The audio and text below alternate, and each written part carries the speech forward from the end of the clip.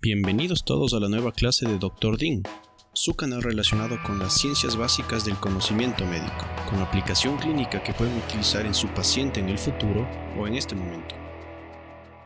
Hola a todos chicos, ¿cómo están? Bienvenidos a este quinto sabadín que por suerte justo nos cayó el 31 de octubre y junto con mi pana Jinson Moreira, que es el creador de la cuenta Medimologic, hemos decidido hacer esta colaboración. Entonces él muy amablemente aceptó unirse a nosotros y junto con él vamos a hablar acerca del electrocardiograma. A Jinson le gusta bastante la cardiología, entonces por eso quise invitarle y también porque él sabe enseñar de una manera muy chévere. Los que no le sigan aún, pueden seguirle en su cuenta en Instagram, que es @medimologic, como están viendo aquí en el logo de abajo. Igual, si es que están personas de la cuenta de él y que no han conocido de mí y quieren seguirme, también me pueden seguir @dim.med.doctor. Y el día de hoy vamos a hablar de electrocardiograma y vamos a tener un tema adicional, más o menos que se compagina con la temática de Halloween, que vendría a ser la parálisis de sueño, de lo que les voy a hablar al final. Sí, entonces, Jinson, no sé si tú quieres decir algo para que empecemos. Sí, darles la bienvenida a todos, gracias por estar aquí. Espero que les guste bastante esto. Bueno, mi primera vez aquí en Sabadín. Algunos ya han estado quizás en alguna clase o exposición que haya dado y espero que les guste también. Y eso, no tengan ningún... Voy a tratar de hacer la clase bien participativa, como lo hace Dean, para continuar con el formato. Y bueno, ya verán que vamos a salir entendiendo el electro así 10 de 10. Entonces, eso de mi parte. Muchas gracias por estar aquí. Gracias, chicos, por haberse conectado. Y como les estaba diciendo, Jinson, uno de los grandes problemas, y como siempre es lo que a mí me gusta enseñar, es que hay que partir siempre de unas bases, ¿no es cierto? Entonces, justamente Jinson les va a explicar el día de hoy por qué suceden todas estas cosas que les acaba de preguntar, ¿no es cierto? Porque el electro no es cuestión de memorizarse los patrones para tratar de identificar, sino es lo opuesto, ¿no es cierto? Es entender el porqué de los patrones, cosa que el conocimiento que tienes ya no se vuelve un aprendizaje, ¿sí? Sino que simplemente se vuelve la aplicación de conceptos nada más, ¿ya? Y de entender las cosas sin memorizar. Entonces, el día de hoy vamos a hablar del electrocardiograma, ¿ya? Y yo voy a comenzar dando una breve introducción de la anatomía del sistema cardionector, ¿ya? Entonces, como siempre tenemos que partir de la anatomía para entender las cosas, vamos a rápidamente repasar qué es el sistema cardionector, en dónde se localiza y más o menos cómo es que funciona. Entonces, como ustedes saben, ¿cierto? Tenemos dos aurículas y tenemos, y tenemos dos ventrículos, ¿cierto? Sabemos que de la aurícula derecha tenemos a la vena cava superior, tenemos a la vena cava inferior, ¿no es cierto? Sabemos que aquí tenemos al tabique interventricular, ¿no es cierto? Sabemos que aquí está el tabique interauricular y recuerden que dentro de la aurícula derecha tenemos una prominencia, ¿sí? Que pasa cerca de la pared posterior de la aurícula derecha, que se ve más o menos así, que se conoce como la cresta terminal, ¿ya? Acuérdense también que entre aurícula y ventrículo va a aparecer, entre aurícula derecha y ventrículo derecho va a aparecer una válvula, ¿no es cierto? Aquí, ¿ya? Ok. ¿Qué es la válvula? ¿Qué válvula es esta? ¿Qué válvula aparece entre la aurícula derecha y el ventrículo derecho? Pongan en el chat. ¿Qué válvula es esta que acabamos de dibujar aquí con verde? Muy bien, es la válvula tricúspide, ¿no es cierto? Que como ven aquí abajo se conectan con estas pirámides que les estoy pintando de verde, que son los músculos papilares, ¿ya? Entonces, ¿qué es importante recordar del electrocardiograma y del sistema cardionector? Primero, que el corazón está hecho de un tejido especializado que no necesariamente es solo nervioso, ¿sí? Sino que tiene muchas células. Principalmente hay tres tipos de células ahí adentro. Una de ellas es la célula de marcapasos, ¿ya? También tenemos células de Purkinje y tenemos células internodales, ¿ya? Pero en general, ¿cuál es el concepto? Es, aparte de ser un tejido nervioso, es un tejido especializado para la conducción eléctrica. Entonces, más o menos el corazón va a tener que aparecer dos tipos de descarga, ¿no es cierto? Una que se origina aquí arriba y también van a haber descargas aquí abajo, es decir, en las aurículas y en los ventrículos. Es por eso que el corazón está aislado eléctricamente mediante un tejido que es cartílago, que por eso se le llama el esqueleto fibrocartilaginoso del corazón, que separa eléctricamente a las aurículas de los ventrículos. ¿No es cierto? Más o menos es como si estuvieran puesto guantes de hule y tocan por ejemplo, el tomacorriente, nunca se van a electrocutar, ¿no es cierto? Porque eso no transmite electricidad. Lo mismo sucede aquí, ¿ya? Entonces, en el tope del corazón, cerca de la unión de la vena cava superior con la aurícula, tenemos un cúmulo de tejido que muchos libros lo dibujan como un solo grupo de células, a veces con forma de semiluna, pero que verdaderamente los estudios han demostrado que se extiende a lo largo de la aurícula, más o menos como tentáculos, y esto de aquí es el nódulo sinusal, ¿ya? El nódulo sinusal es el jefe, ¿ya? Es el rey, es el marcapasos cardíaco. Entonces, este de aquí, que está en el tope de la aurícula derecha, donde se une la vena cava superior, es el que empieza el impulso cardíaco, ¿sí? Este impulso va a viajar mediante lo que se conoce originalmente como haces internodales. Verdaderamente no se ha descubierto que existan, sino más bien lo que se cree es que viaja a través del músculo y de las células internodales, tanto a la otra aurícula para que se contraiga la otra aurícula mediante un haz interauricular, como a otra especialización que le vamos a pintar aquí de color rosado, que se encuentra en la unión de la porción membranosa con la porción muscular del tabique interventricular, ¿sí? Que este se conoce como el nódulo aurículo ventricular, ¿sí? Entonces, viaja la señal aquí, este nódulo está arriba de este esqueleto cartilaginoso, dentro de un triángulo, ¿ya? Aquí, dentro de un triángulo que se conoce como el triángulo de Koch, ¿ya? Este triángulo de Koch va a estar limitado por la válvula septal, es decir, la válvula que está pegado hacia el tabique interventricular de la tricúspide, va a estar limitado por la válvula del seno coronario que está en la pared del ventrículo y por el tabique, ¿sí? Entonces, dentro de ese triángulo está este nódulo auriculoventricular y de este nódulo auriculoventricular salen ramas, dos ramas, esta verde de aquí, que se conoce como el haz auriculoventricular o el haz de His, ¿ya? Y de este salen dos ramas, una que se va hacia el ventrículo derecho y se distribuye, y otra que se va hacia el ventrículo izquierdo y se distribuye. Entre más pequeño se vuelve, se llaman las fibras de Purkinje, y eso se distribuye a lo largo de todos los miocitos y del miocardio del corazón. Entonces, fíjense ustedes que, como les va a explicar Jinson, el impulso empieza en el nódulo auriculoventricular, va a las aurículas, hace que se contraigan, pase hacia el nódulo, comienza en el nódulo sinusal, comienza en el nódulo sinusal, va hacia las aurículas, hace que se contraigan, llega el impulso al aurículo ventricular, que manda el haz de His que atraviesa ese cartílago, se divide en las ramas principales de derecha e izquierda, fibras de Purkinje que hacen que los ventrículos se contraigan.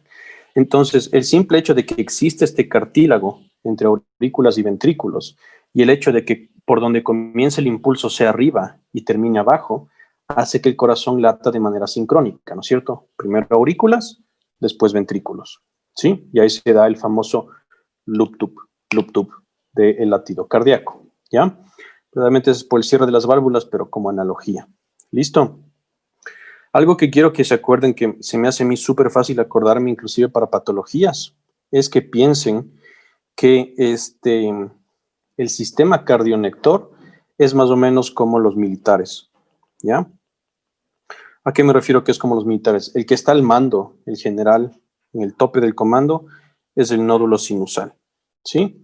Después le sigue el nódulo auriculoventricular. De ahí tenemos el haz de His, ¿no es cierto?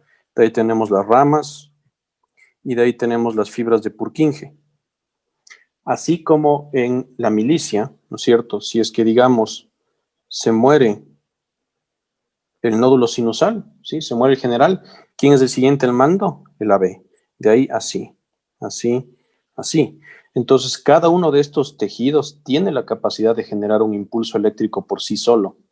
Solo que piensen esto, entre más bajo en la cadena de comando, ¿sí? Más lento se vuelve el corazón. Es decir, la frecuencia cardíaca disminuye y se vuelve errática, ya no tiene mucho buen ritmo. Entonces, entre más se mueren las partes del sistema cardiolector, más baja el ritmo. Es decir, si es que el que comanda no es el nódulo sinusal, sino la B, el ritmo va a ser más bajo y errático, y así sigue sucesivamente. ¿Ya? ¿Listo? Entonces, eso con anatomía. Para recapitular y darle la palabra a Jenson, entonces, comenzamos con el nódulo sinusal, que se encuentra en el techo de la aurícula derecha, en unión con la vena cava superior, que verdaderamente no es un tejido encapsulado, sino que se prolonga como las raíces de un árbol a lo largo de la aurícula. Manda su señal hacia la aurícula derecha y mediante un haz interauricular a la aurícula izquierda para que se contraigan. Esa señal llega al nódulo auriculoventricular, que se ubica en el triángulo de Koch, que se encuentra limitado por la válvula septal de la tricúspide, ¿no es cierto? Se encuentra limitado por el tendón de Todaro o la válvula del seno coronario y el tabique interventricular, ya la porción membranosa, y de ahí eso baja a las de His, que se dividen en rama derecha e izquierda, que se van al ventrículo derecho o izquierdo, respectivamente, para dar el impulso. Y recuerden que es como en la milicia, que cada uno puede tomar el comando si es que el otro no sirve, pero conforme vamos bajando en la cadena de comando, también va bajando la frecuencia cardíaca y el ritmo se vuelve irregular. A los que quieran aprender un poquito más del sistema cardionector, pues les invito a que vean mi video en el canal de YouTube, que se llama literalmente Sistema Cardionector. Ahí explico un poquito más a profundidad y con estudios científicos cada una de estas cosas. Entonces te doy la palabra a ti, mi hermano de Medimologic, Jinson, para que continúes. Bueno, nuevamente me presento así rapidito. Mi nombre es Jinson Moreira, soy estudiante de medicina, soy creador de Medimologic y me encanta aprender, pero más que aprender, enseñar. Y para enseñar hay que aprender. Entonces, estoy muy contento de estar aquí porque me gusta bastante hacer esto. Le agradezco a Dean por la oportunidad y espero que a ustedes les guste lo que vamos a aprender hoy y sobre todo que les sirva un montón. Entonces, ¿por qué se llama entender para aprender? Porque si no entiendes no vas a aprender nada. O sea, te puedes mandar 10 cursos de electro, te puedes leer 3 libros de electro, te puedes, no sé, ver 1000 videos en donde no te expliquen, no solo te digan tal patrón. Pero si tú no entiendes el por qué se da algo en el electrocardiograma, no vas a entender qué es lo que estás viendo. Y si no entiendes qué es lo que estás viendo, solo vas a memorizar. Y si memorizas, te vas a olvidar en algún momento, porque la memoria no está siempre funcionando como desde el primer día en que aprendiste algo. Entonces tenemos que entender para aprender y por eso se llama así esta charla. ¿Qué es el electrocardiograma? Entonces, desde la base, super base, vi que alguien había puesto que recién estaba aprendiendo, perfecto, es justo para eso y para los que ya aprendieron pero no lo tenemos aún muy claro, también lo vamos a revisar. Entonces, es electro, perdón que se me cruzó el lápiz con una cosa ya, el electro, de eléctrico, cardio, de corazón, y grama, de gráfico, grama.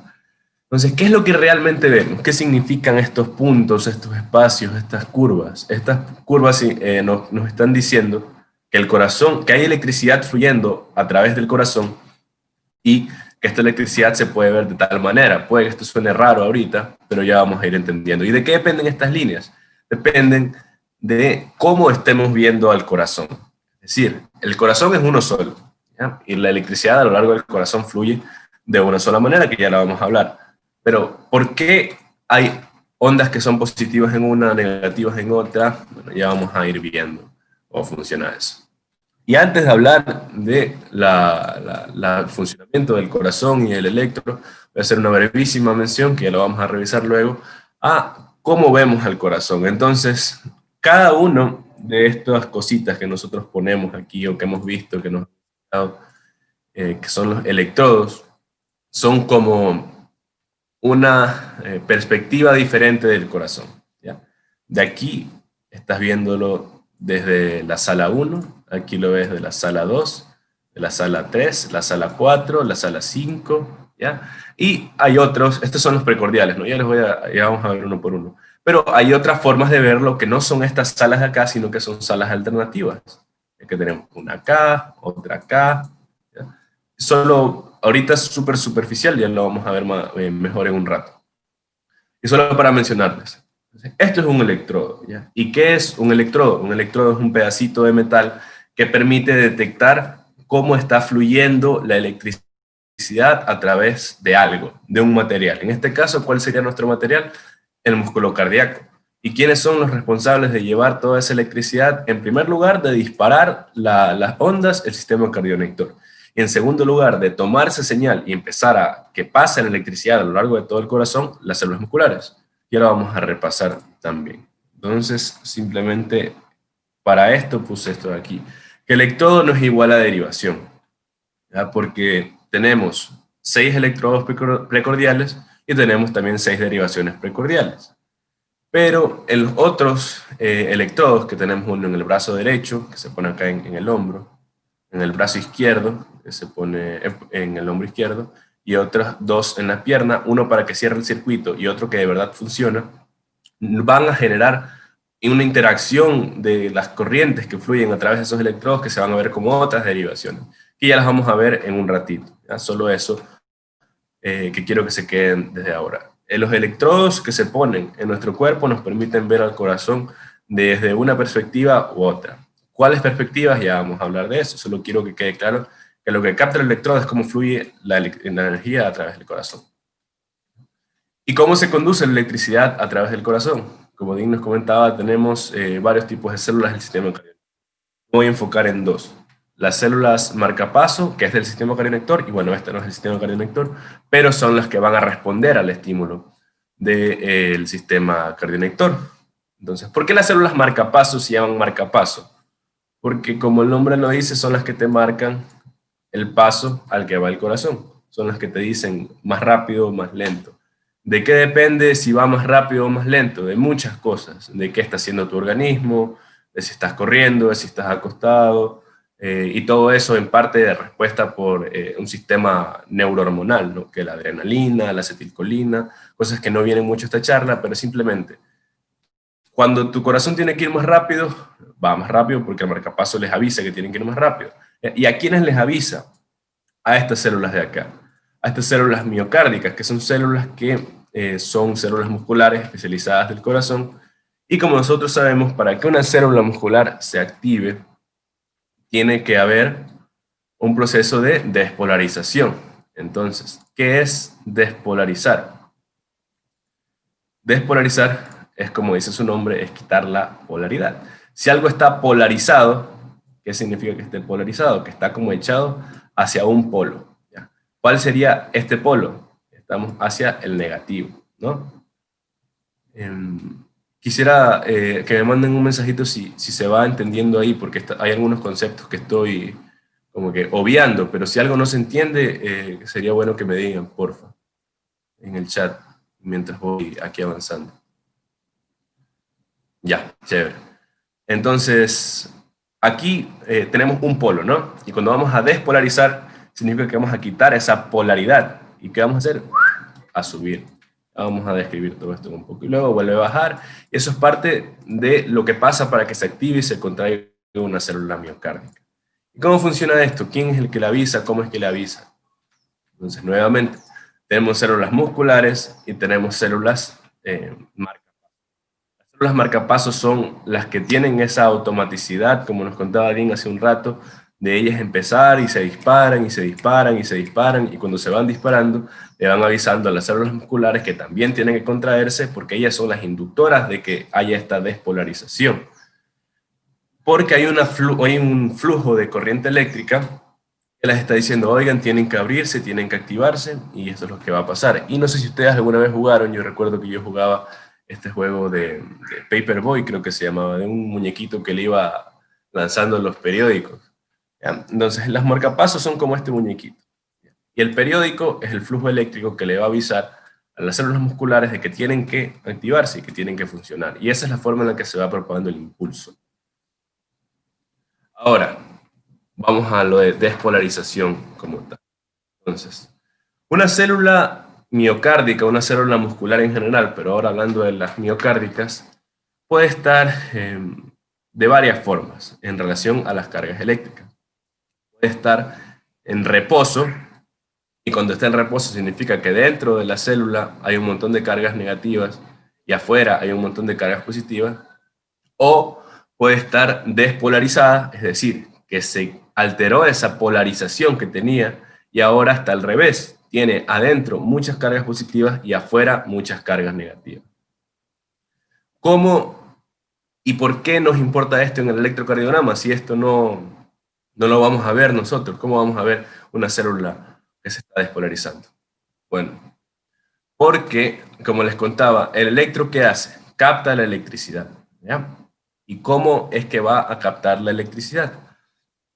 Porque, si ustedes ven, acá tengo células en reposo y acá tengo células despolarizadas.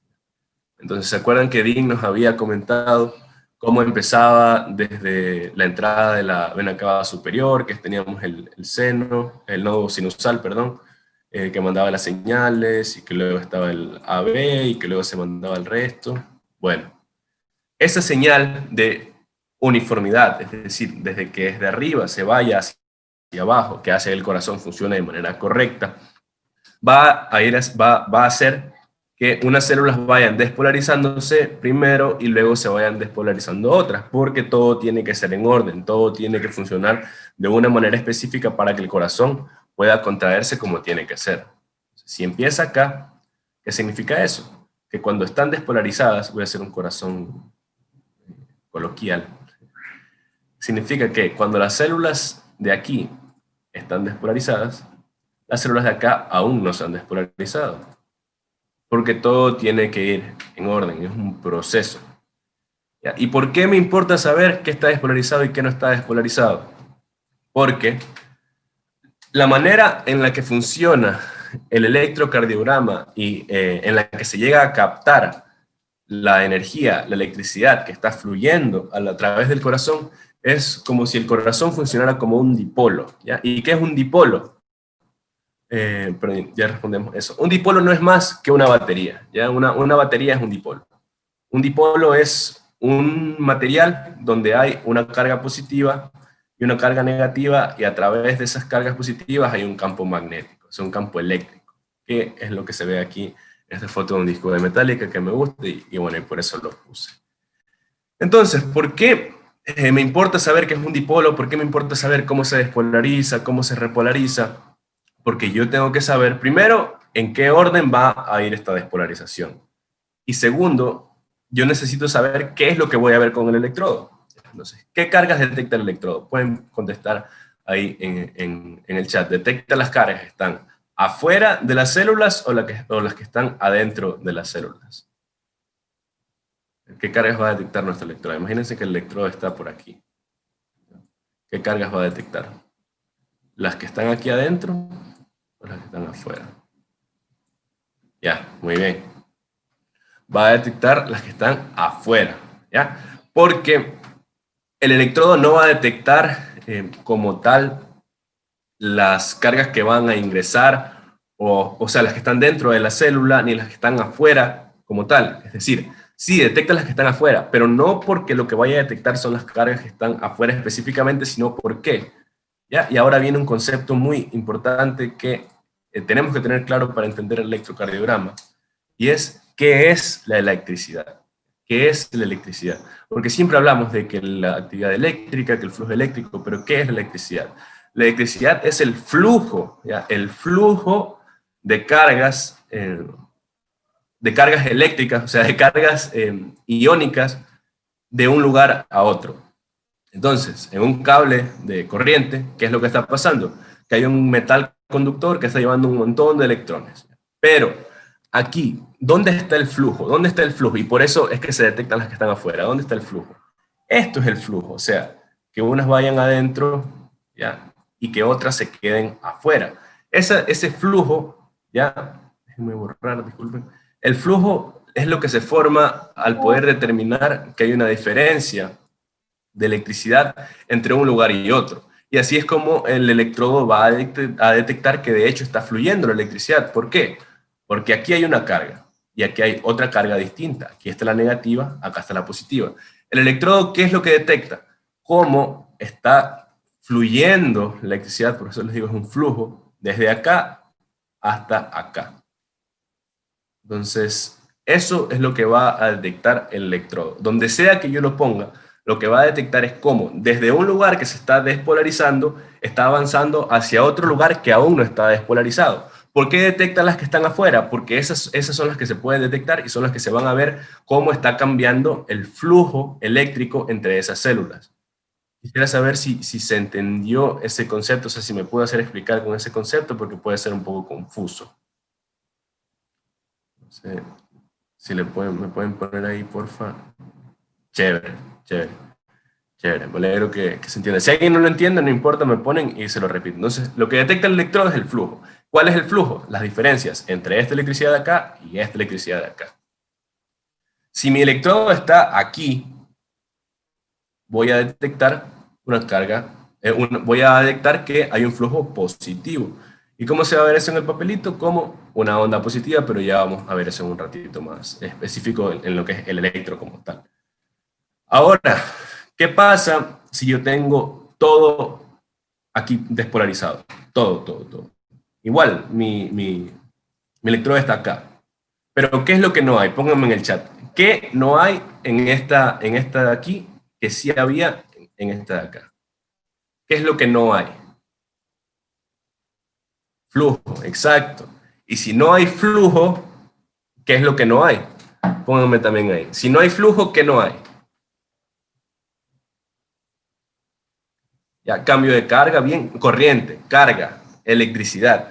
Entonces, si el electrocardiograma te mide la electricidad del corazón, en un momento en el que no haya flujo, no hay electricidad. Y si no hay electricidad, no hay que medir. Y esa es la razón por la que cuando todo está despolarizado en el electrocardiograma, solo vamos a ver una rayita.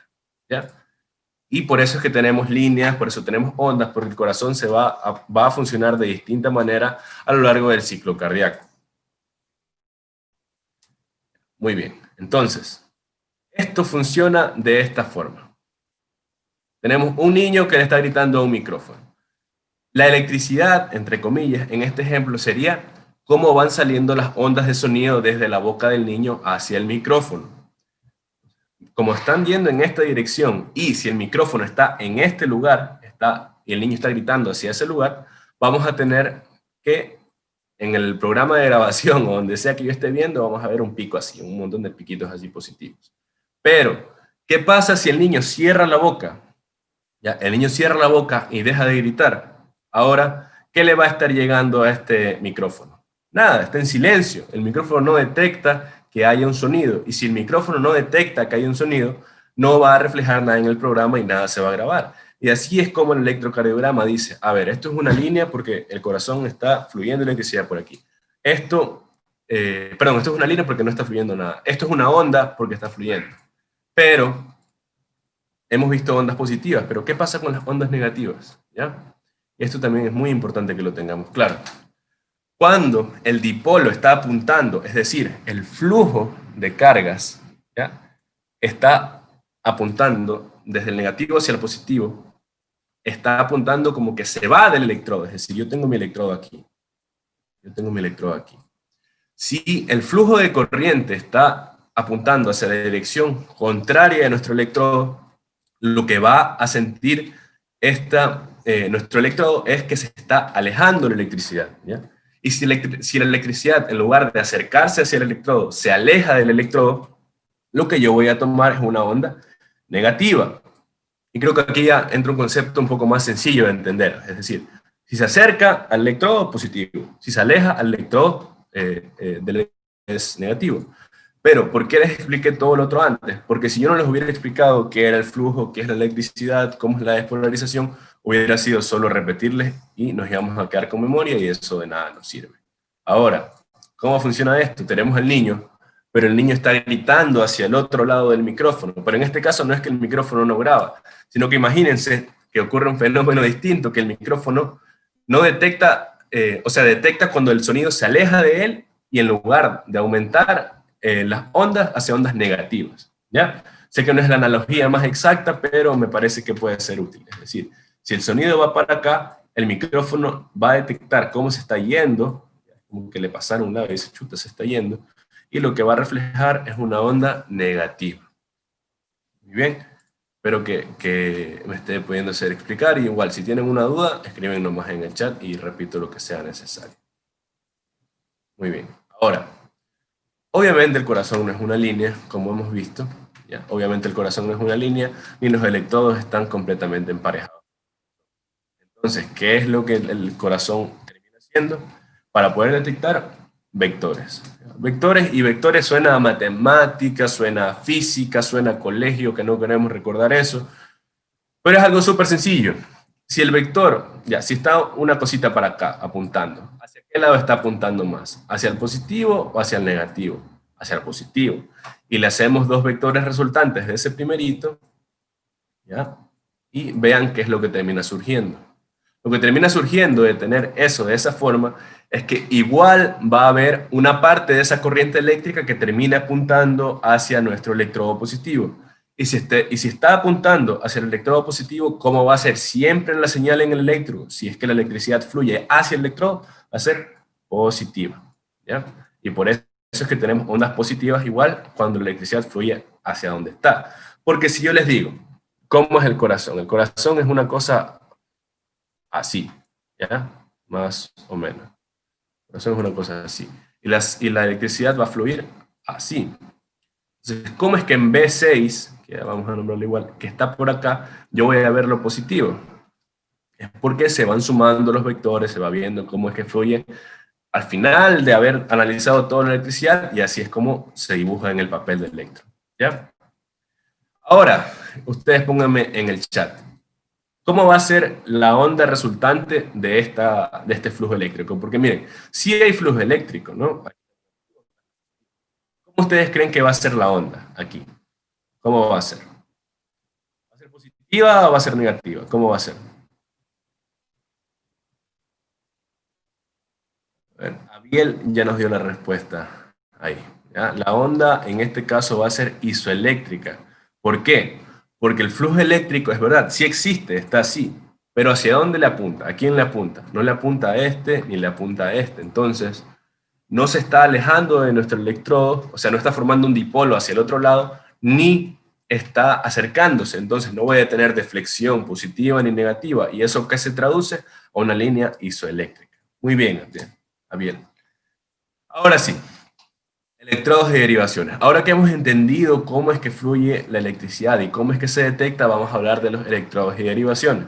Y para eso vamos a tomar como referencia al típico electrocardiograma de 12 derivaciones. Hay electrocardiogramas que ponen unos electrodos en la espalda, otro que si el paciente tiene dextrocardia hay que ponerlo al otro lado, pero nosotros hoy venimos a hablar de lo normal, de lo que vamos a ver la mayoría de veces cuando vemos un electro normal. Entonces, ¿cuáles son las derivaciones que vamos a tener? Son 12, ¿no? Primero vamos con las precordiales. ¿Por qué se llaman precordiales? Porque están en el precordio, el pre de adelante o de anterior, y cordis es el latín para corazón. Entonces son las que están adelante del corazón. Son las derivaciones precordiales. Y sabemos Perdón, me hicieron una pregunta, dice, entonces la línea isoeléctrica es cuando la corriente no se torna ni positiva ni negativa. No es que la corriente no se torne positiva ni negativa. Cuando hablamos de isoeléctrico es cuando el electrodo no detecta que hay corriente fluyendo hacia él. No sé si me explico. Es decir, isoeléctrico va a ser algo recto. Aquí está positivo, aquí está negativo. Esto sería positivo, esto sería negativo, isoeléctrico sería iso es igual eléctrico de eléctrico, entonces sería isoeléctrico de igual electricidad. Si hay igualdad, no va a haber ni positivo ni negativo. Espero que te quedó clara la duda con eso, a la persona que me haya hecho la pregunta, para continuar ahorita. Bueno, ahí, ya, chévere, chévere.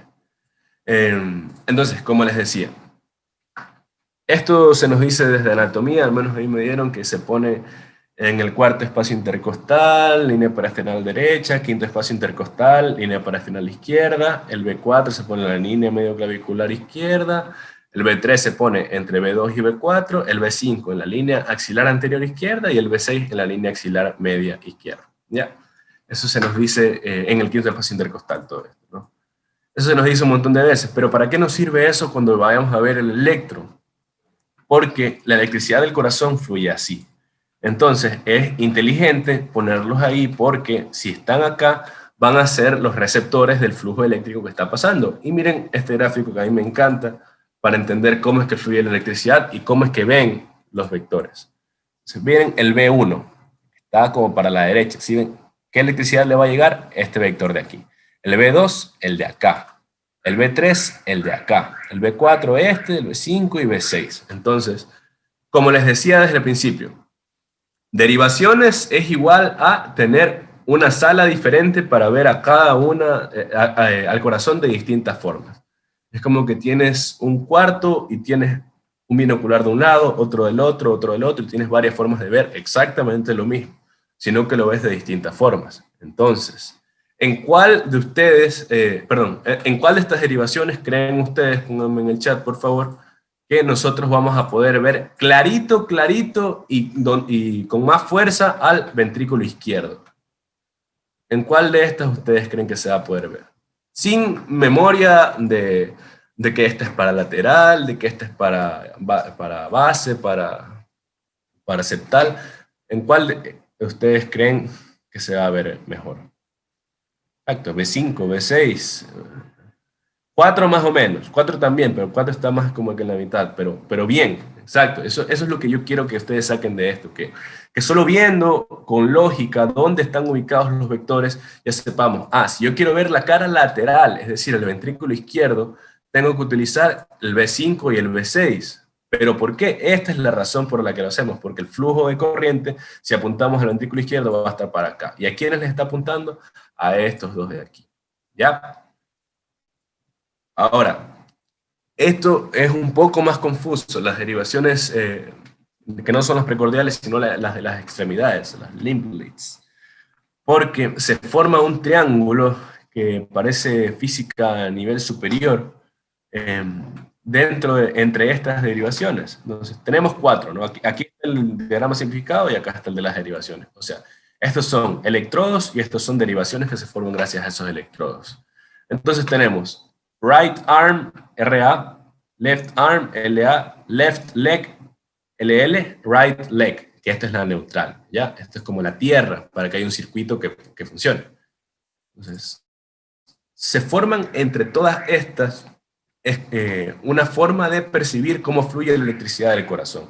Entonces, entre RA y LA, es decir, si tú le tocas un hombro y te mides hacia el otro lado, vamos a poder ver cómo fluye la electricidad de forma horizontal, es decir, así, para la izquierda. Si tú ves desde tu hombro derecho hacia tu pie izquierdo, que bueno, lo vamos a poner más en el centro, ¿no? Porque si bien está por acá, se termina poniendo en el centro porque es lo único que está abajo y termina observándose así, como si estuviera en el centro. Si tú vas desde tu hombro derecho y desde tu hombro derecho haces una línea hacia el centro de tus dos piernas, ¿hacia dónde vas a apuntar? Hacia abajo. Y si tú vas desde tu hombro izquierdo hacia tus pies, ¿hacia dónde vas a apuntar? Hacia abajo. Ahora, este es el primer triángulo, ¿ya? Este es el primer triangulito, y estos son los que nos traen las otras derivaciones que vamos a hablar. Derivación 1 o D1, derivación 2 o D2, y derivación 3 o D3. Ahora tenemos también estas ABR, ABL y ABF. ¿Y qué significa ABR, ABL y ABF? Pues súper sencillo. Vector aumentado, augmented vector, right, derecha. Vector aumentado de la izquierda. Y la última, vector aumentado del pie, ABF. Entonces, así es como se forman estas derivaciones y presten atención a algo, que también se forman ciertos ángulos, ¿ya? Aquí, para calcular esto, simplemente se coge una línea recta a nivel de la base del corazón y se mide hacia el hombro derecho, hacia el hombro izquierdo, y de ahí 30 grados. En cambio, en el otro, se traza desde el RA, desde el right arm, hasta la mitad, y termina viendo un ángulo de 60 grados. Ya vamos a ver para qué es que nos sirve esto un poco. Y otra cosa, no se confundan, que yo me confundí un poco, en pensar de que si este de 2 está por acá, no me va a ver nada, porque el corazón está por acá, entonces no va a haber nada. No funciona así. La manera en la que funciona es que detecta igual el flujo de la electricidad por la forma, por la dirección que toma. Es decir, si la electricidad del corazón viene así y este de aquí también viene así, lo va a detectar de esa forma. Y el de acá de igual manera, ¿no?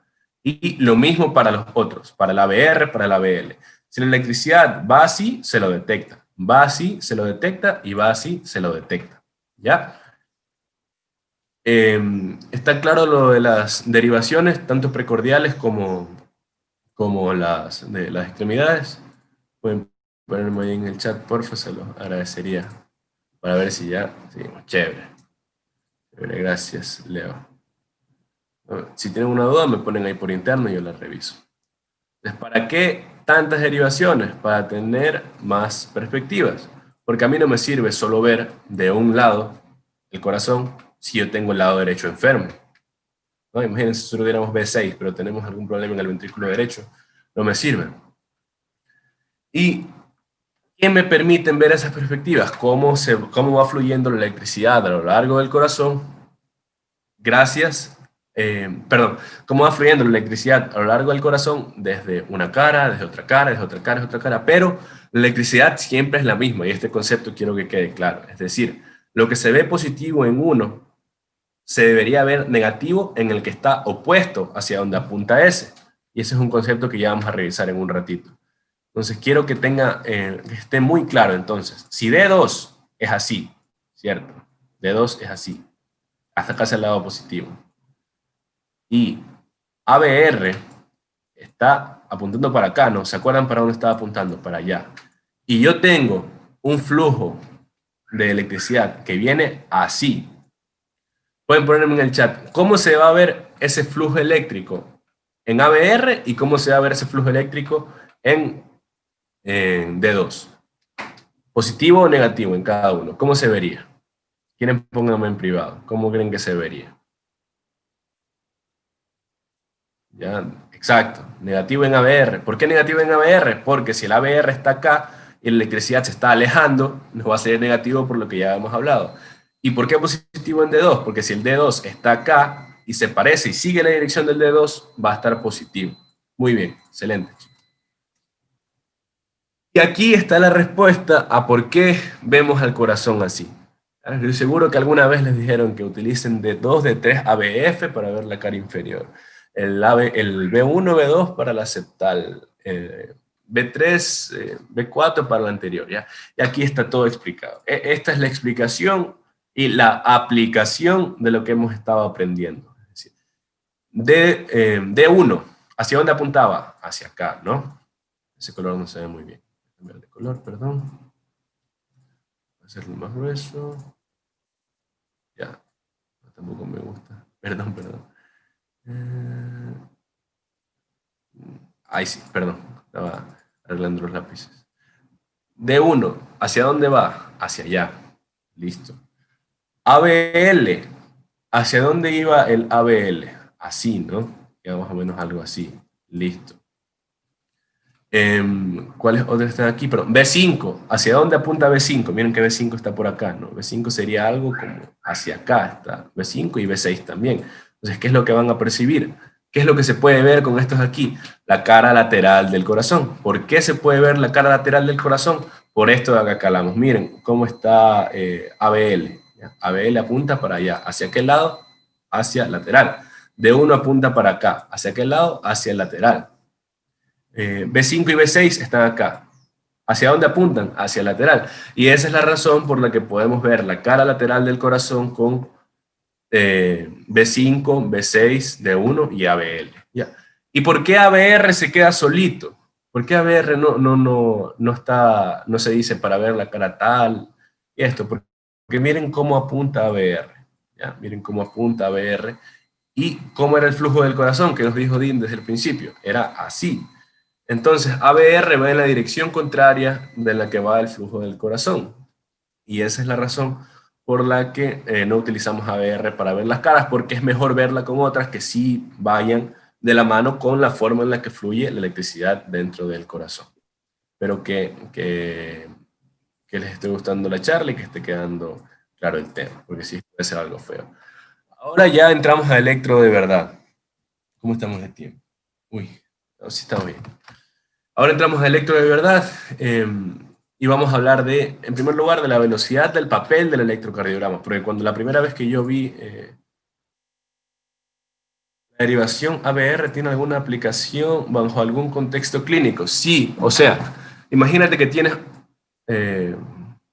perdón, déjame, ya, Matías, imagínate que tienes un corazón, aquí está tu corazón, y que tienes un foco ectópico donde la señal que se manda se va para arriba, o que la señal que se manda no sigue el movimiento normal de la circulación de la electricidad desde la punta hacia la base, como se habla, ¿no? Ahí podrías ver que está positivo el ABR, y otra forma de, ver de utilizar el ABR es para determinar si hay un ritmo sinusal, que ya lo vamos a ver ahorita. Pero no quiero meterme mucho en patología porque estamos viendo primero lo normal. Entonces, en otra podríamos hablar ya de patología específica. Pero no sé si Matías te quedó más, o sea, si te puede responder algo, al menos en parte con eso. Ya, chévere, chévere. Entonces, la primera vez que yo vi un electrocardiograma, me dijeron, tienes que estar pilas de que el papel de impresión esté a 25 milímetros por segundo. Y yo, bueno, ya, está bien, pero ¿por qué? O sea, ¿qué significa eso? Para entender eso, vamos a ver cuánto mide cada uno de estos cuadritos y qué representa. Entonces, tenemos un eje Y y un eje X. El eje Y va a representar voltaje. Voltaje es sinónimo de electricidad. Más alto, más fuerte. La electricidad. ¿Y qué significa que haya más fuerte? Que hay mayor gradiente, hay mayor tejido muscular y hay mayor diferencia de cargas entre una parte despolarizada y una parte que aún no está despolarizada, que fue lo que vimos hace un ratito. Y el X es más sencillo, simplemente es el tiempo, es cuánto se tarda en ocurrir X cosa. ¿Ya? Cada uno de estos cuadritos en el X y en el Y van a representar algo distinto. En primer lugar, cada una mide 1 milímetro. ¿Ya? Voy a hacer más fino esta cosa. ¿No? Cada uno de estos, voy a hacer con negro, cada uno de estos mide 1 milímetro. O sea, para arriba y para abajo miden lo mismo. En el eje X, cada uno de los chiquititos va a medir 0.04 segundos, o, como a ustedes les guste más, esto ya queda para ustedes, 40 milisegundos. ¿Por qué? Porque si lo multiplicamos por 1000, se corre la coma 3 espacios, termina 40. ¿Ya?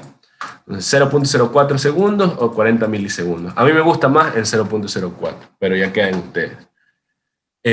Y para arriba va a medir cada uno de estos 0.1 milivoltios.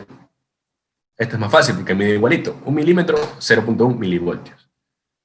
Y aquí viene un poquito de matemática que a veces puede ser feo, pero bien sencillo lo vamos a hacer. Entonces tenemos papel que se imprima a 25 milímetros por segundo. Y dirá, chuta, ¿por qué? O sea, ¿qué significa eso? Entonces, si cada uno de estos es 0.04 de los chiquititos, 5 de los chiquititos van a ser 0.2. 0.04 por 5, 0.2. Como 4 por 5, 20. ¿Ya? Cada cuadrito de estos grandes, o sea, cada cuadrado, le voy a decir cuadrado a los grandes y cuadrito a los pequeños. Cada cuadrado mide 0.2 segundos. Perfecto. Ahora, pónganme en el chat, ¿cuántos cuadrados necesito yo para hacer un segundo? Confírmenme. ¿Cuántos cuadrados necesito yo para hacer un segundo? 5 cuadrados, muy bien. Ahora, ¿cuántos cuadraditos hay dentro de un cuadrado grande? En la horizontal, ¿no? En una sola línea horizontal, no en todo, sino en estas aquí, en esta línea. ¿Cuántos cuadraditos chiquitos hay dentro de un cuadrado? Ya, exacto. Hay 5 en cada uno. Y como dice Karen, termina siendo 25. ¿Por qué? O sea, no me refiero a en todas, sino a una línea así. Ya, a eso me refiero. Aquí hay 5. 1, 2, 3, 4, 5. Perdón, yo hice mal la pregunta, fue mi error. Entonces, si yo tengo 5 de estas líneas hacia los lados, yo multiplico 5 por 5, 25. Entonces, ¿cuánto representaba en medida cada cuadradito? 1 milímetro. Entonces, si yo tengo 25 cuadraditos, tengo 25 milímetros. ¿Y cuánto era todo esto? Un segundo. Entonces, por esa razón es que tenemos 25 milímetros cada segundo. Porque cuando pasa un segundo de que se va imprimiendo el papelito, vamos a tener 25 milímetros o 25 cuadraditos chiquitos, y cada cuadradito chiquito va a representar 0.04. ¿Ya? Espero que no los haya confundido un poco con eso de matemática, porque no nos gusta a todos la matemática, pero es necesario porque es una duda que les puede surgir algún rato.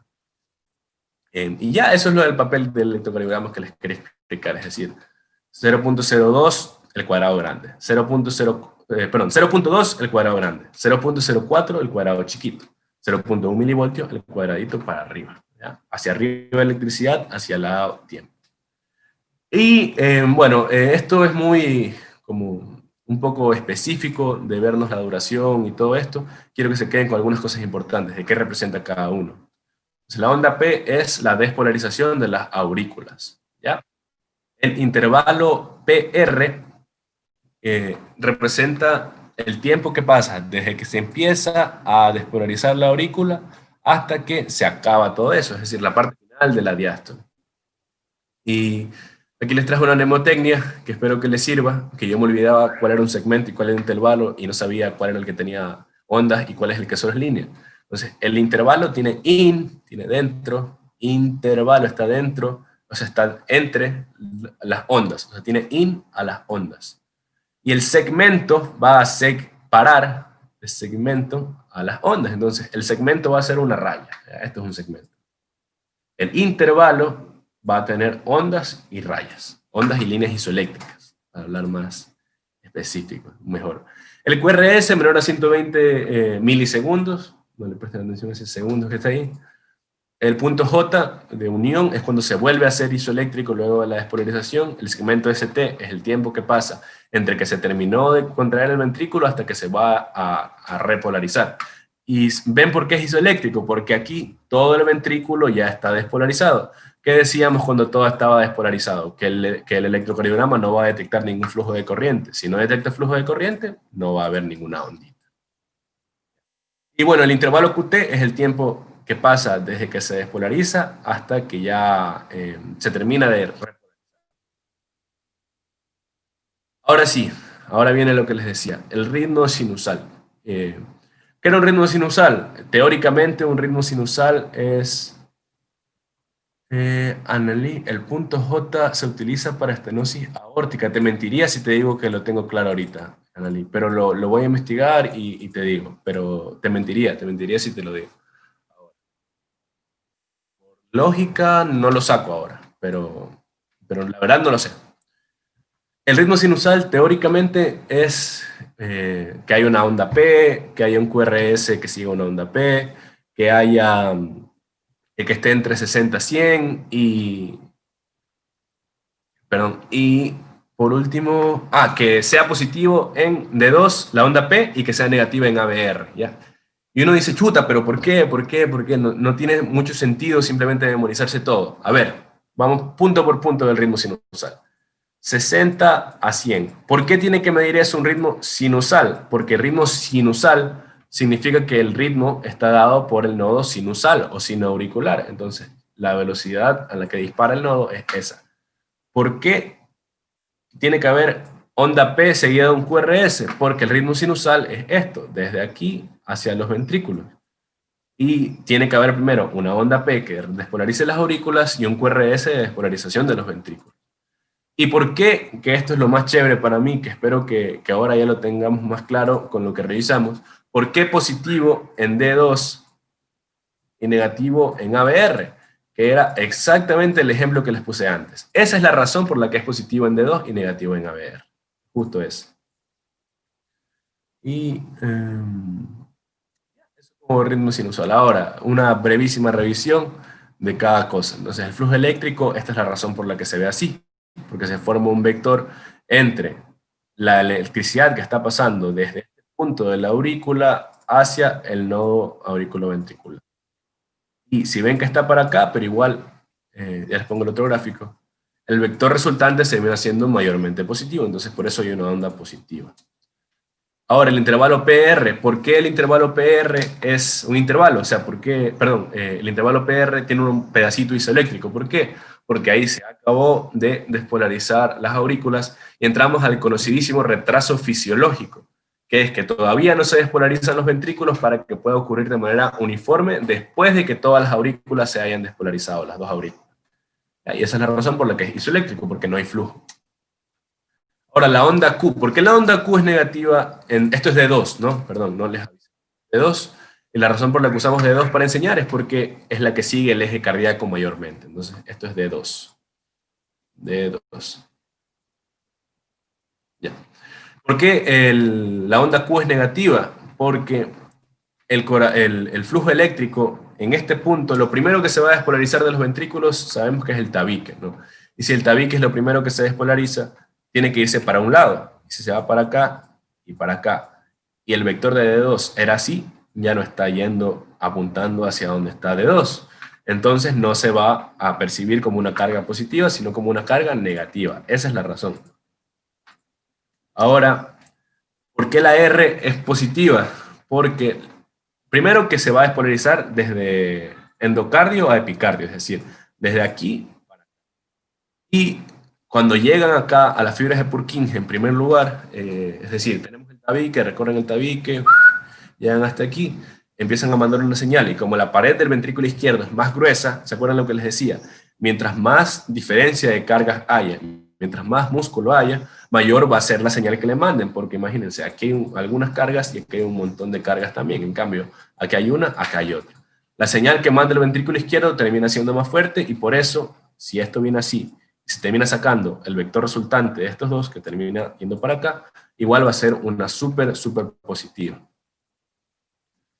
Ahora, ¿por qué la S baja? ¿Por qué es para abajo? Porque si bien es de endocardio y epicardio, primero viene la punta y luego el resto del ventrículo se va a terminar de despolarizar. Y cuando se termine de despolarizar el resto del ventrículo, ahí ya no está apuntando hacia donde está el vector. En la dirección que toma, es contraria. Y por eso baja, sube y baja, por el patrón de despolarización ventricular. ¿Ya? Y si no hay Q, ¿cómo le digo? Le digo RS y no RQ. Es decir, no siempre va a haber complejo QRS. De hecho, pocas veces se ve la Q claramente. Pero, ¿por qué le digo RS y no RQ? Porque la onda Q, por definición, es la primera onda negativa después del intervalo PR. Es decir, después de la que pasa hasta que vuelva a contraerse el ventrículo. La onda R es la primera onda positiva después de una onda Q. Y la onda S es la primera onda negativa después de una onda R. No sé si quedé muy claro ahí. Es decir, esto va a ser S porque viene después de esto. Esto va a ser R porque viene después de esto. Y esto va a ser Q porque viene después de esto. Entonces, si es que falta alguno, vamos a decir complejo RS, ¿ya? O complejo QR en caso de que no hubiera S. Ahora, el segmento ST y el punto J, como les decía, es el tiempo que pasa desde la despolarización hasta la repolarización. Y aquí les voy a hacer otra pregunta. ¿Por qué la onda T es negativa si la repolarización, primero en la repolarización pasa lo contrario? Es decir, las cargas eléctricas que son negativas se mandan afuera y las positivas, o sea, el gradiente que se forma de flujo es el contrario al que se forma en el de la despolarización. ¿Por qué ustedes creen que igual es positivo? Pueden ponerlo ahí en el chat. ¿Por qué ustedes creen? Es decir, ¿se acuerdan? Despolarización era aquí negativo, acá positivo, y aquí lo contrario, ¿no? Eso era despolarización. ¿Por qué la repolarización igual es una onda positiva si es que lo que pasa aquí es distinto? No es esto, es lo opuesto. ¿Por qué creen? Mándenme en privado si... Bueno, les voy a poner otro gráfico. ¿Ya? Exacto, porque la repolarización viene en orden de SA a por king G. O sea, la razón es porque, como les decía, voy a ponerles estas otras. Ya, la razón es esta. Una vez que está despolarizado, estamos así, ¿no? Eso ya lo habíamos dicho. Pero cuando se va a repolarizar, lo que pasa es que estas cargas positivas se mandan para afuera. Ya, se está repolarizando, ¿no? ¿Y cuál es el resultado de esto? Que volvamos a tener exactamente lo mismo, porque lo primero que pasa es que se repolarizan desde acá hacia acá. Es decir, la moradita marca la dirección de la repolarización, pero la razón por la que la repolarización es positiva es porque el resultado termina siendo exactamente el mismo. Miren, sacar las cargas positivas termina siendo que yo forme un dipolo que termina apuntando hacia el mismo lugar que apuntaba el de la despolarización. ¿Quedó claro eso? Porque no contestaron muchas personas antes, pero no sé si quedó claro. ¿Pueden confirmarme, porfa, esta cosita y ya continuamos para ya terminar? Confirman ahí si se entendió ya. Gracias, Leonardo, siempre contesta primero. Y la repolarización auricular, ¿dónde se da? Está superpuesta con la onda R, con el complejo QRS, entonces es muy chiquita y no se ve. Ahora, nuevamente, simplemente para que vean cómo va fluyendo. QRS, ST y onda T. Ahora, frecuencia cardíaca. Esto creo que lo voy a dejar aquí. O sea, voy a darles hasta frecuencia cardíaca y rapidito una última cosa y ahí nos quedamos por el tiempo. Comenten en el chat, ¿cuántos de ustedes habían visto esta de aquí? Me imagino que muchos. O sea, les han enseñado esto, ¿no? De que cogemos una R que esté justo en una línea y el siguiente 300, el siguiente 150. Sí, ¿no? Es bien común. ¿Ya? Pero quisiera saber a cuántos de ustedes les explicaron el por qué. Es decir, quiero que por acá. Sí les explicaron y no, si les explicaron el por qué, el hecho de tener una punta y luego el 300, 150, 100. Entonces, ahora vamos a ver el por qué y espero que sea más fácil. ¿Por qué yo quise entender el por qué de esto? Porque cuando yo lo aprendí en el primer lugar, no me acordaba si era 300, 150, y si el otro era 120, o chuta, ¿cuál es el otro? ¿Es 125, o es 100, o es 75? Y yo no quiero que eso les pase a ustedes. Entonces, ¿qué es lo que está pasando? Tomamos una R que esté justito en una línea como referencia, ¿no? Eso lo tenemos, lo entendemos. Vemos un cuadrado grande, vemos una onda R que esté justo cayendo en el cuadrado grande y ese va a ser nuestro punto cero. Ahora, si en la otra onda R, perdón, si en un cuadrado grande después ya tenemos una onda R, ¿cuánto tiempo ha pasado? Pongan en el chat. ¿Cuánto medía un cuadrado grande? ¿Se acuerdan? ¿Cuánto medía uno de estos cuadrados así en horizontal? 0.20 segundos, ¿no? Perfecto.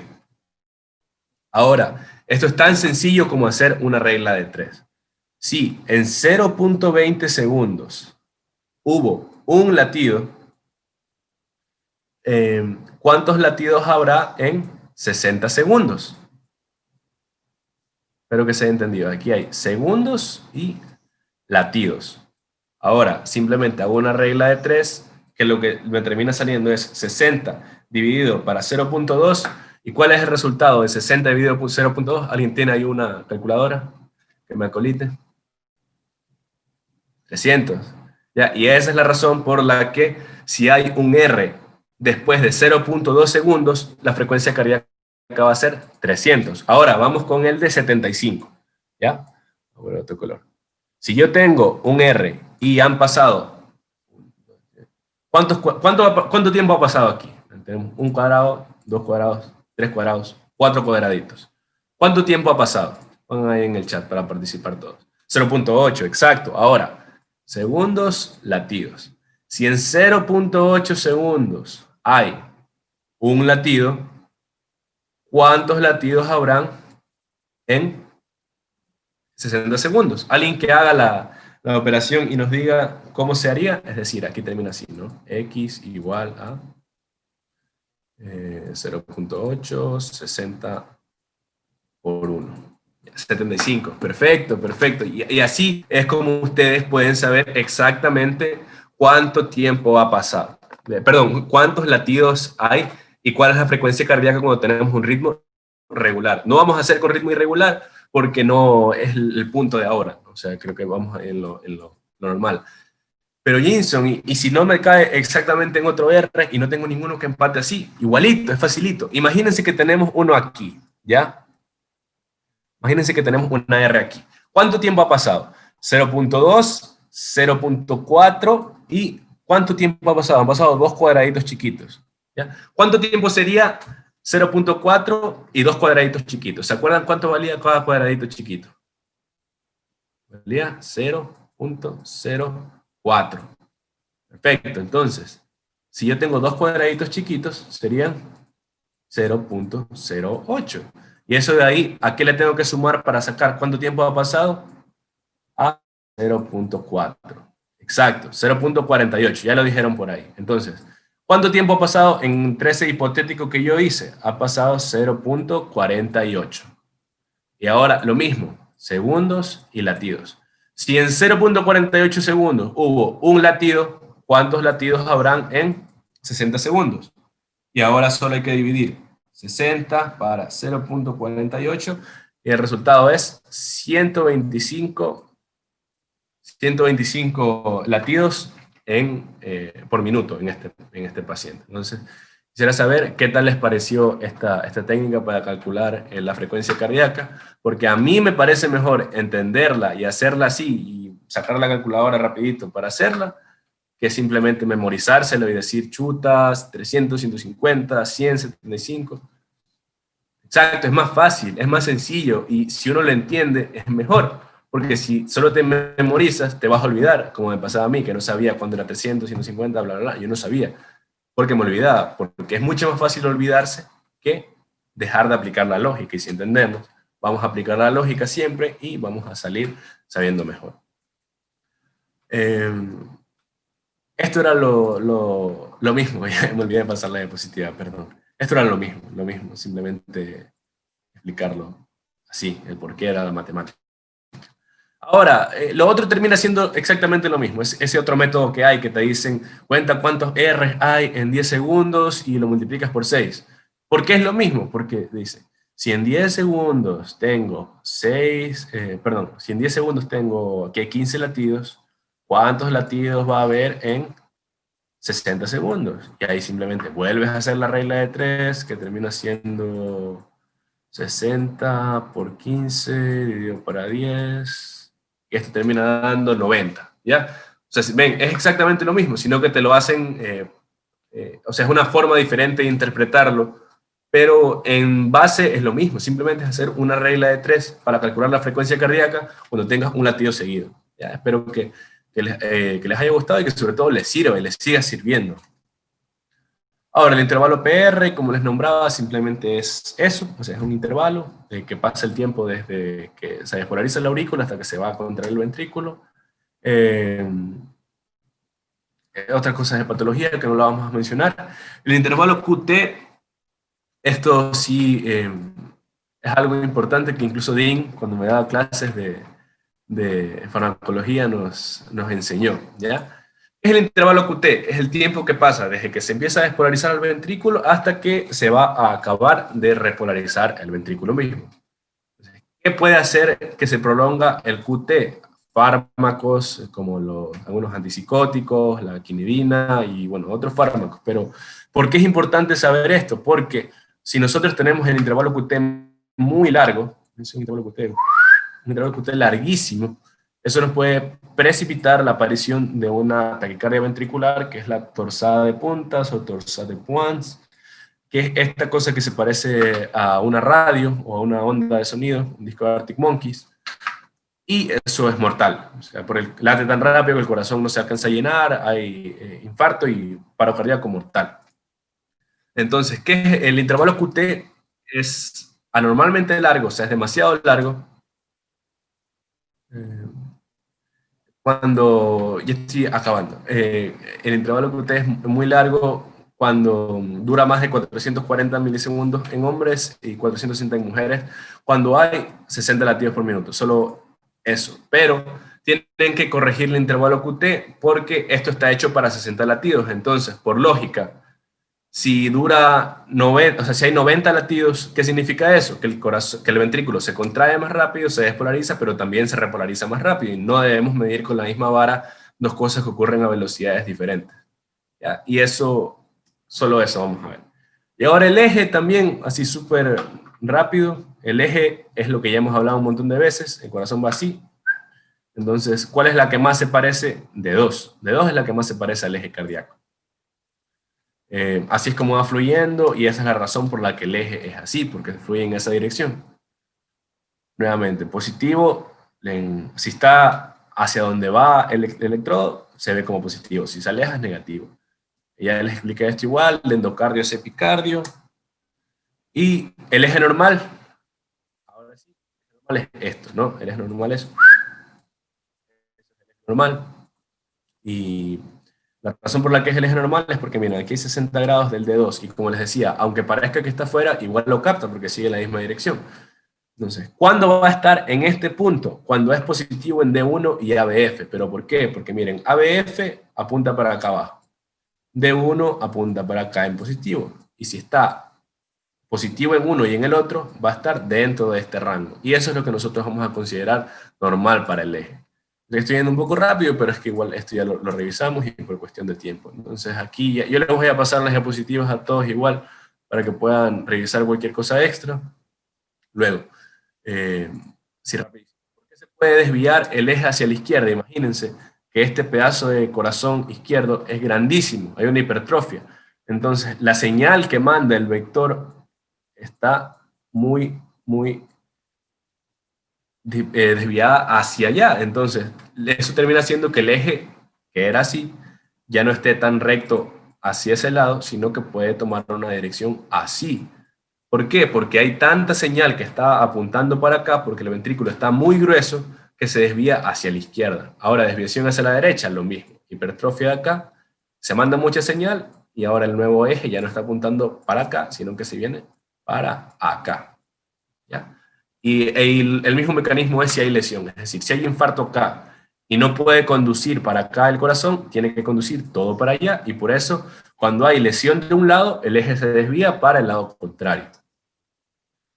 Ahora, bueno, esto lo podríamos ver otro rato, y esto sí es importante. ¿Para qué sirven las derivaciones precordiales? Esto quiero que lo tengan claro y que se lo lleven, de que en B1 va a ser negativo el QRS. ¿Por qué? Porque el QRS viene para acá. Miren hacia dónde está el B1. No está apuntando hacia el B1 y por esa razón se hace más negativo. ¿Y por qué en B6 es más positivo? Porque acuérdense que el ventrículo izquierdo era full grueso. Entonces, si apunta para allá y acá está B6, la onda del B6 va a ser más positivo. Y va a haber como una transición, que es la transición QRS. Entonces, el QRS a nivel de B4 y B3 va a estar casi que isoeléctrico, sobre todo en B3 o en B4. ¿Por qué? Porque está alineado justo con el eje cardíaco, y así es como funciona, y así es como yo les expliqué. ¿Se acuerdan? De que una subía, el otro bajaba, porque se iba para un lado, primero el tabique, luego venía la punta, luego hacia las bases del corazón, del ventrículo. Entonces, por esa razón es que B1 es más negativo porque se aleja, B6 es más positivo porque se acerca, y B3, B4, como está en la mitad, es el más parecido al verdadero eje cardíaco. Nuevamente esto nomás lo que ya les dije, y este era el último punto, esta es la última diapositiva, esta es la transición QRS.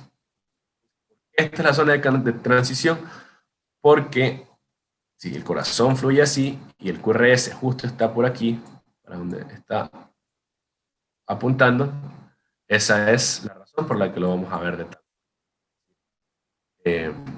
el QRS en B3 y B4 es isoeléctrico porque sigue el eje del corazón. En B1 es negativo porque se aleja del eje del corazón.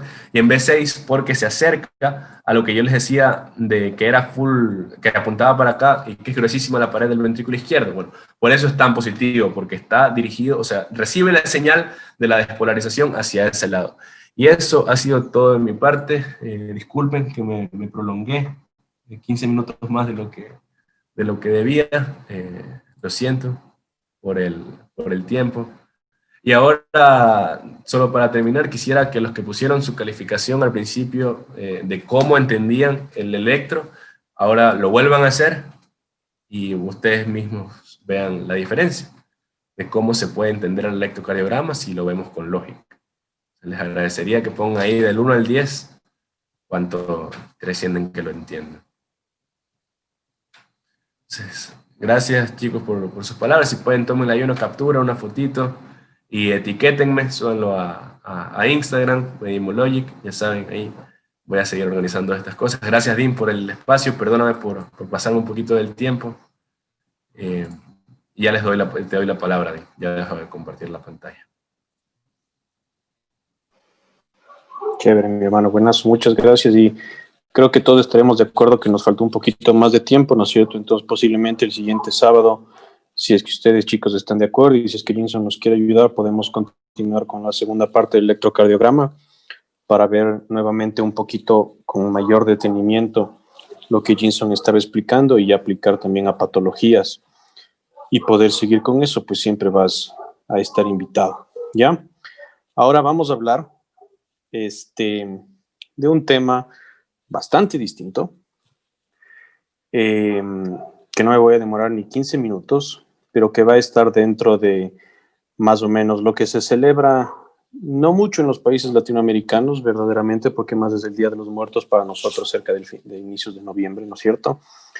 Pero Halloween en el resto, en otros países, ¿ya? Entonces vamos a hablar de un tema súper interesante y quiero que ahora me den permiso para asustarles un chance. Entonces, ¿me dan permiso para asustarles? Pongan en el chat, ¿sí o no?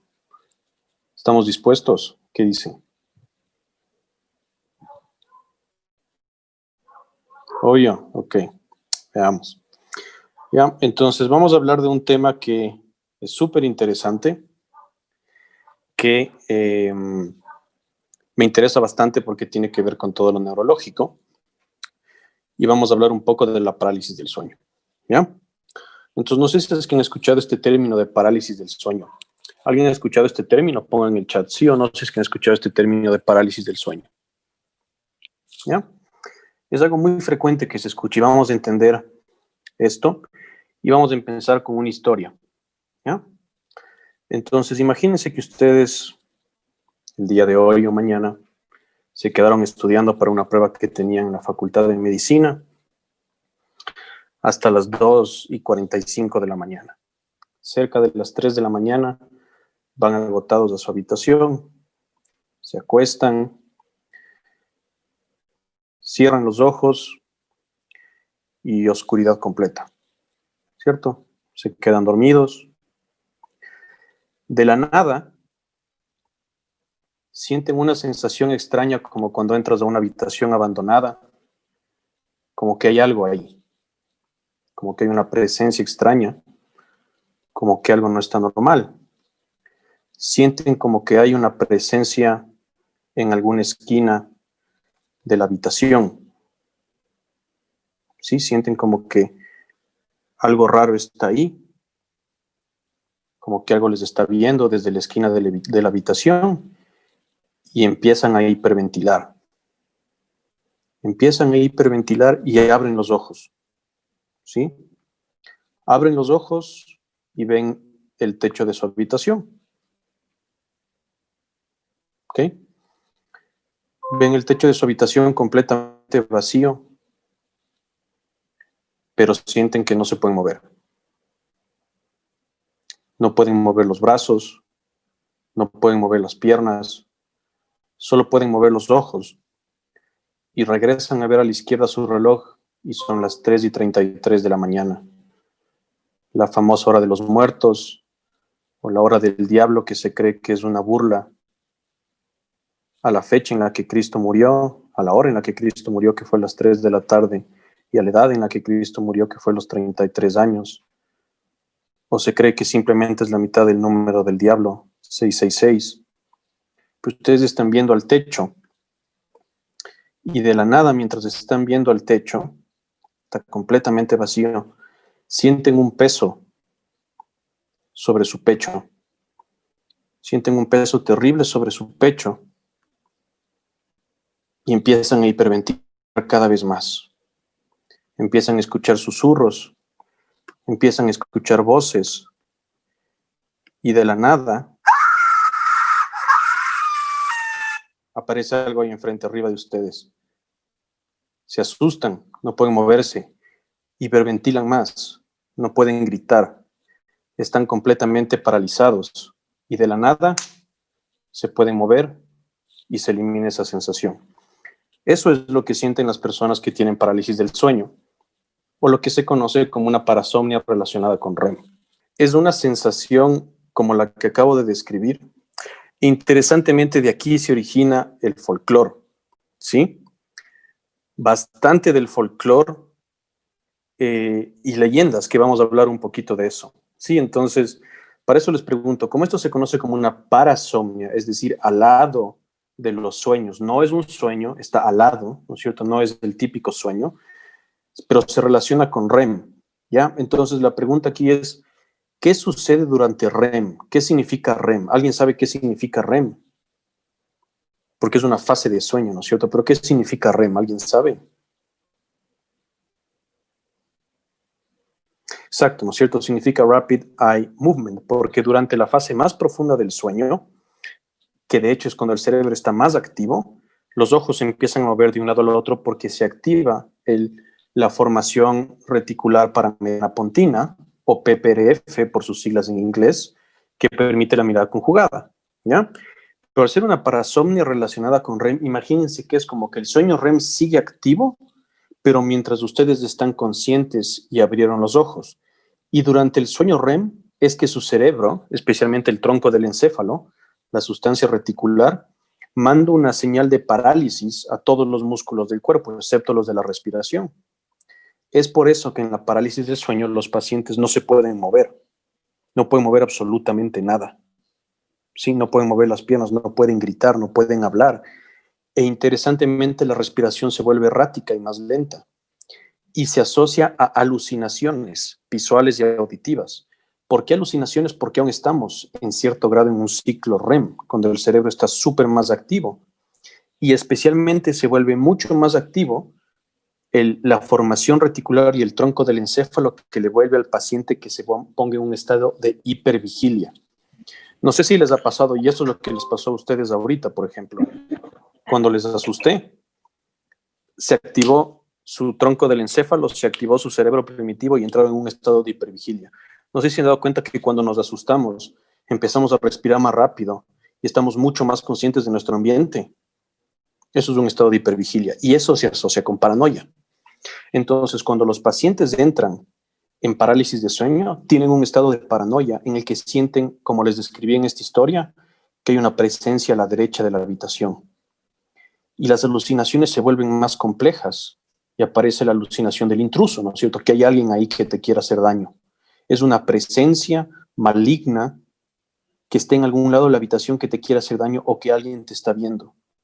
O aparecen alucinaciones tipo incubo o súcubo. No sé si es que alguien ha escuchado qué es un incubo o qué es un súcubo, qué es un incubo o qué es un súcubo. Pero por eso les digo que la neurología es tan interesante y hay bastantes libros que hablan del arte, ¿ya? Entonces, un incubo que viene de dos raíces, que esto le gusta a Medimology, que le gusta la etimología, ¿no es cierto? Pero que literalmente significa peso o pararse sobre el pecho. Un incubo es de la mitología antigua, que era un demonio que se paraba sobre el pecho de las mujeres y que generalmente cometía actos sexuales o violaciones. El súcubo es en cambio la versión femenina, y eso le sucedía a los hombres, ¿sí? Entonces, en la antigüedad había esta leyenda de que las mujeres jóvenes, usualmente vírgenes, cuando se iban a dormir y generalmente han, por ejemplo, sido adúlteras o aún no se casan o han sido malas en general, les visitaba el íncubo, que era este demonio que se sentaba sobre el pecho y que les dejaba embarazadas. De ahí como excusa de que decían que siempre fueron vírgenes y que se han embarazado del íncubo, ¿ya? Pero todo eso es literalmente la descripción de la parálisis del sueño. Un paciente que tiene parálisis del sueño tiene la sensación de que hay un peso sobre su pecho, o como que se está hundiendo en la cama, o como que hay una presencia, y si es que es una alucinación tipo íncubo, es una presencia que le está queriendo hacer daño o que está cometiendo actos sexuales en esa persona. Interesantemente, la leyenda del íncubo se originó más en mujeres porque la parálisis del sueño se ha demostrado que afecta mucho más al género femenino que al género masculino.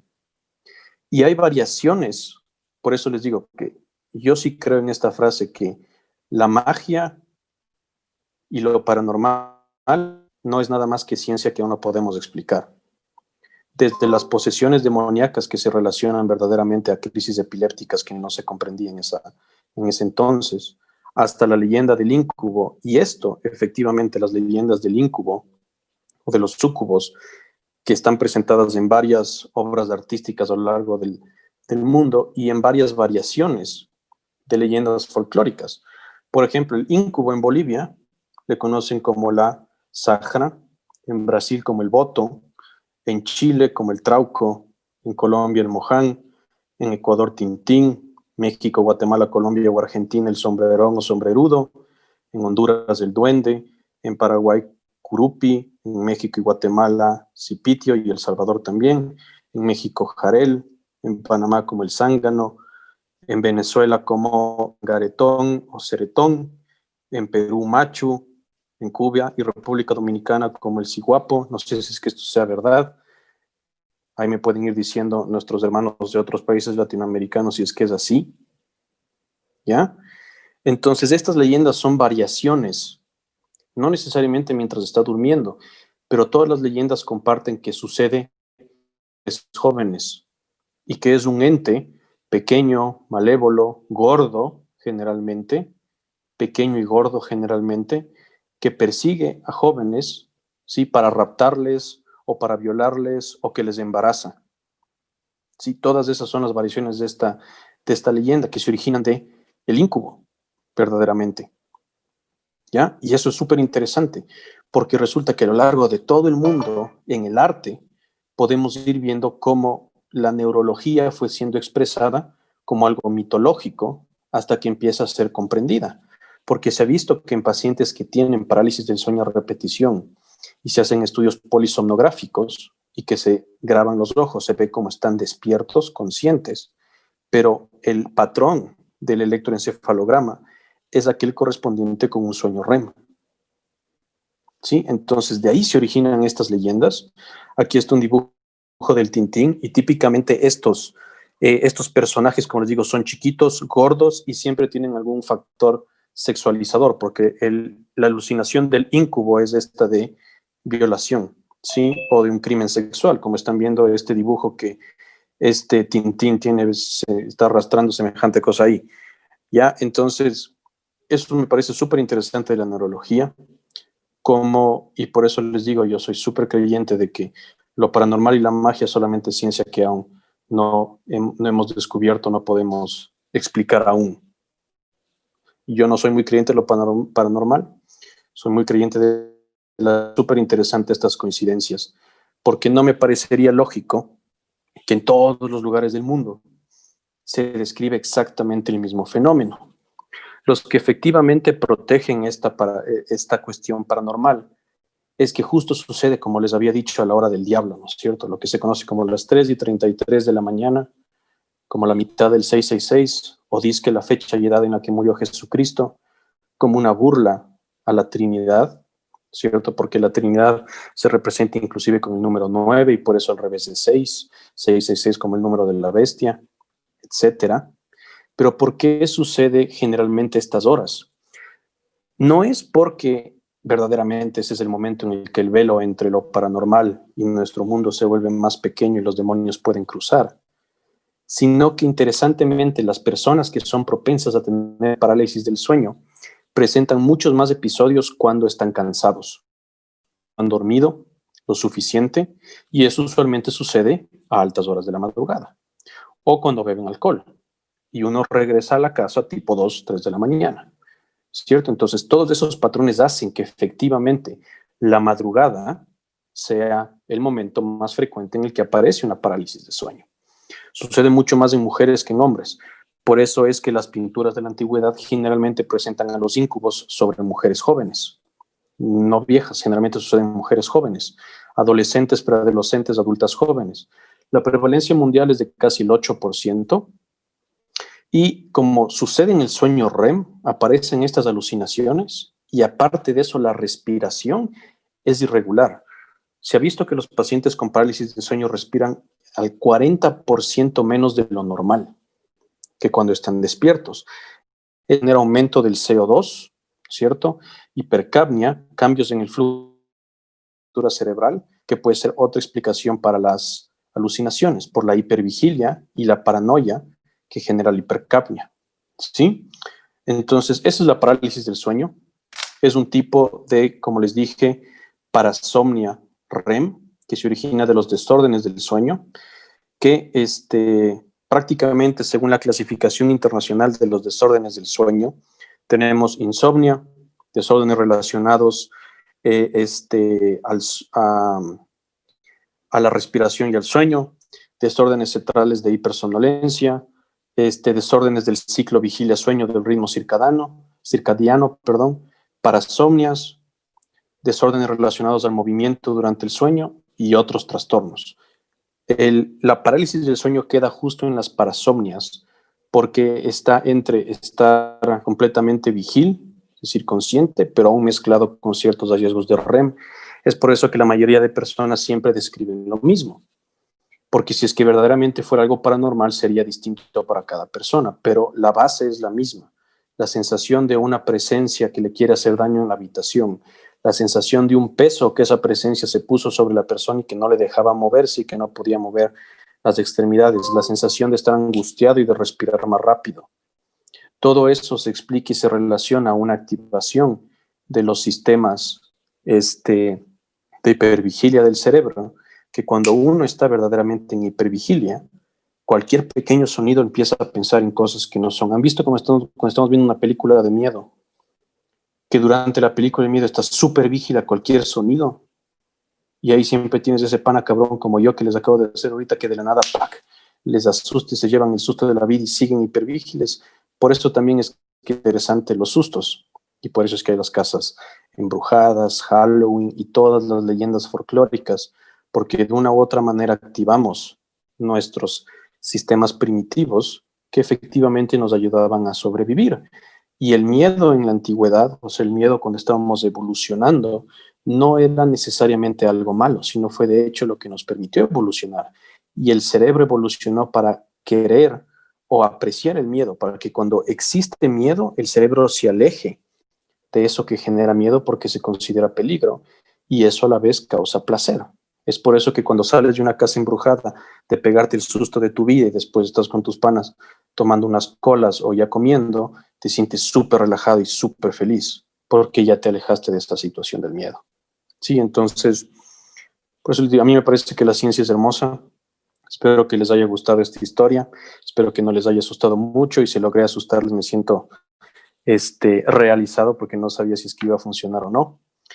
Pero si es que ustedes siguen leyendo más de estas cosas, verdaderamente se van a dar cuenta que muchas leyendas folclóricas se derivan bastante de patologías neurológicas y de cuestiones parecidas como la parálisis del sueño, ¿sí? Entonces, con eso cerramos esta versión de Sabadín, versión Halloween. Gracias a mi querido hermano de Medimologic por unirse aquí. Igual le comprometemos para el siguiente sábado continuar con el electrocardiograma. Así que feliz lo que sea que estén celebrando. A mis ecuatorianos, feliz Día del Escudo o al resto, feliz Día de los Muertos. Si es que celebran Halloween, feliz Halloween, lo que ustedes quieran. Un abrazo a todos y nos veremos el siguiente sábado. Y gracias por ver este video y por tu apoyo. Y recuerda, siempre lo hacemos por ellos, nuestros pacientes. Hasta la próxima, futuros doctores. Si te gustó este video y el contenido que estoy produciendo, por favor suscríbete, comparte y dale like y ayúdame a llevar conocimiento médico a cada rincón del mundo. Contigo podemos hacerlo.